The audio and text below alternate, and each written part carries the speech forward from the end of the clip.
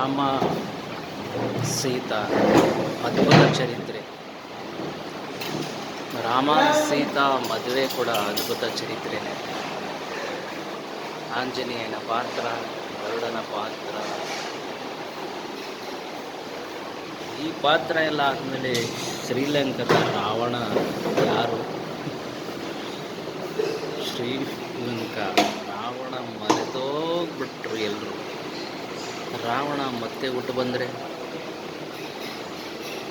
ಭಾರತದಲ್ಲಿನ ಸೀತಾಮಾತೆ ಅಪಹರಣ ಆದರೆ, ಮತ್ತೆ ಇಂಡಿಯಾದಲ್ಲಿ ರಾಮನ ಸೃಷ್ಟಿಯಾದರೆ, ಮತ್ತೆ ಶಿವ ಪರಮಾತ್ಮ ಬಂದು ರಾಮನ್ನ ಕಾಪಾಡಿದ್ರೆ,